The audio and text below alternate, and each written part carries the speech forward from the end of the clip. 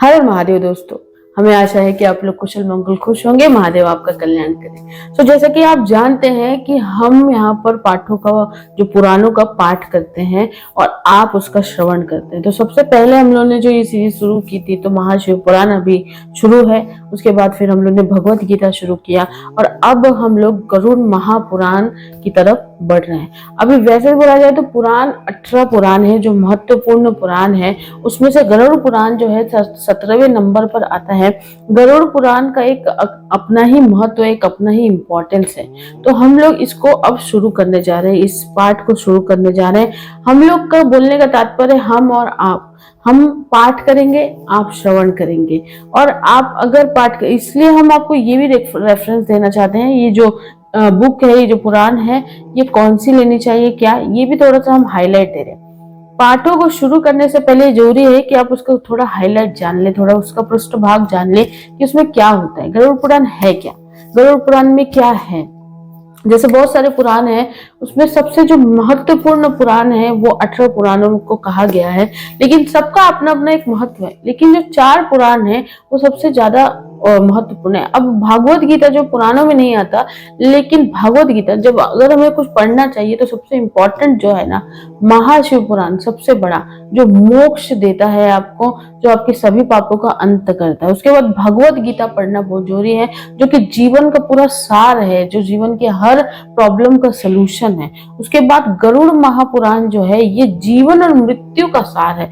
मृत्यु एक बहुत बड़ा टर्म है दोस्तों, ये ऐसे है जो ये सत्य है, ये कभी झुटलाया नहीं जा सकता। बहुत सारे लोग हैं मृत्यु से डरते हैं, और ये भी मिथ है कि महागरुड़ पुराण या गरुड़ पुराण जो है अगर हम पढ़ते हैं वो मृत्यु के पश्चात ही पढ़ना चाहिए। बहुत सारे 90% लोगों में ये मिथ है कि गरुड़ पुराण जो है मरने के पश्चात ही पढ़ना चाहिए, उसे घर में नहीं रखना चाहिए। तो ये मिथ बिल्कुल भी सही नहीं है, क्योंकि जैसे ही हमने गरुड़ पुराण खोला आपको फर्स्ट पेज पर ही दिखेगा लिखा हुआ। आप चाहे गीता प्रेस का संक्षिप्त महापुराण पढ़े, गरुड़ पुराण, या फिर आप ये वाले बुक जो है ये वाली पुराण पढ़े, पहले पेज पर ही आपको उसका महत्व बताया गया है कि ऐसा बिल्कुल भी नहीं है कि आप इससे सिर्फ मरने के पश्चात ही पढ़ सकते हैं। जिस घर में मृत्यु होती है उस घर में 13 दिन का पाठ रखना गरुड़ पुराण का बहुत जरूरी होता है। उसके लिए प्रेत कांड ही पढ़ा जाता है। 2 भाग होते हैं गरुड़। अब हम आपको शुरुआत से थोड़ा सा इसका इंट्रोडक्शन दे देते हैं और फिर अगले एपिसोड से हम लोग पाठ शुरू करेंगे। आपको जानना जरूरी है। तो सबसे पहले हम आपको ये बता दें कि हमने जो गरुड़ महापुराण ली है वो ये वाली गरुड़ महापुराण है, जो कि चौखंबा कृष्णदास एकेडमी वाराणसी की है। अब ये जो है महापुराण, इसमें ये लेने का रीजन ये है क्योंकि गीता प्रेस की सबसे जो प्रचलित है, गीता प्रेस ही है हर पुराणों में। तो गीता प्रेस से लेने का मतलब ये था कि उसमें ये जो महागरुड़ पुराण है ये पूरा नहीं आता है, वो 2 भागों में आता है। एक संक्षिप्त वाला आता है जिसमें पूर्व खंड आता है, और एक दूसरा उनका सरोधार आता है, छोटी सी बुक होती है जो 13 दिन का पाठ, जिसे प्रेत कांड कहते हैं। तो वो एक साथ नहीं है, वो अलग अलग नहीं है। तो इसीलिए हमने ये वाली बुक इसलिए रेफर की क्योंकि बहुत सारा रिसर्च और R&D करने के बाद, क्योंकि ये जो गरुड़ महापुराण है चौखंबा कृष्णदास की, इसमें आपको पूर्व खंड से लेकर आपको प्रेत खंड तक दोनों मिलेंगे। आपको अलग अलग बुक पढ़ने की जरूरत नहीं है। छोटा पार्ट 13 दिन का पार्ट अगर करना चाहते हैं आप, तो आप वो छोटी वाली ले सकते हैं जो कि सिर्फ प्रेत खंड होती है। लेकिन डिटेलिंग और अच्छे से अगर जानना अच्छे से, तो इसमें हर श्लोक का मतलब संस्कृत से लेकर हिंदी में ट्रांसलेशन किया हुआ है, और ये बहुत ही अच्छी बुक है। तो अगर आप श्रवण करने के साथ आप पढ़ना भी चाहते हैं महागरुड़ पुराण, तो आप ये जरूर लेना कि चौखंबा कृष्णदास एकेडमी वाराणसी की बुक है। ये अमेजोन पे भी मिल जाती है, वो हर जगह मिल जाती है। सो ये बहुत ही अच्छी है और इसमें सारा गरुड़ पुराण का ज्ञान है। अब आपको बताते हैं कि गरुड़ पुराण क्या है। गरुड़ पुराण के फर्स्ट पेज पर ही आपको इसकी महत्ता मिल जाती है। 18 जो पुराण है उसमें से 17वें नंबर को गरुड़ पुराण आता है। 17 नंबर का जो बोलते हैं उसके एक गरुड़ पुराण को दिया गया है इम्पोर्टेंस। इससे फर्स्ट पेज पे ही आप देखेंगे, आप संक्षिप्त वाला भी पढ़ेंगे तो उसमें लिखा हुआ है गरुड़ पुराण पढ़ने से आपको भोग और मोक्ष दोनों की प्राप्ति होती है। भोग यानी कि सारी लग्जरी, जितना भी आप चाहते हैं, मनोकामना आपकी जो भी है वो, और मोक्ष तो सबसे ज्यादा जरूरी है। हम सब एक आत्मा है और हम सबका काम है कर्म करना। और हम सबका काम है यहाँ पर आए हैं, तो हम ये कोशिश करें कि ज्यादा से ज्यादा हमारी जो आत्मा वो मुक्त हो जाए। ये जो रिसाइकल होता है ना बर्थ का, बहुत सारे लोग ये जान भी नहीं पाते कि हम इस दुनिया में क्यों आए हैं और ये रिसाइकल क्या होता है, ये जो बर्थ का साइकिल होता है वो क्या होता है। मतलब हम वापस से जन्म लेते मरते, फिर जन्म लेते मरते, जन्म लेते मरते, मतलब हमारे कोई भी अधूरे कर्म रह गए, हम फिर से जन्म लेंगे, फिर से जन्म लेंगे। तो कर्म जब हम अपने आत्मा के पूरे पूरे कर लेते हैं तब हमें मोक्ष की प्राप्ति होती है। मोक्ष प्राप्त करना इतना आसान नहीं है, आसान नहीं मतलब बहुत ही मुश्किल बोल सकते हैं, 99% मुश्किल है, 1% ही लोगों को मोक्ष मिलता है, क्योंकि मोक्ष की क्राइटेरिया बहुत ही डिफिकल्ट है। लेकिन बोलते हैं ना कि इंसान कुछ भी कर सकता है अगर वो समझ जाए सही रहते हुए कि मृत्यु से बहुत सारे लोग डरते हैं। और मतलब इस दुनिया में सब, अभी जो आत्मा है वो बॉडी से निकलने के लिए डरती है, उसे मोह हो जाता है शरीर से। गरुड़ पुराण जो है आप देखिए 2 खंडों में, एक पूर्व खंड है, एक उसको उत्तर खंड कहते हैं। जो पूर्व खंड होता है उसमें सारे विधि विधान दिए हुए, पूजा पाठ जितना भी अर्चना है, इस सब की जानकारी दी हुई अच्छे से।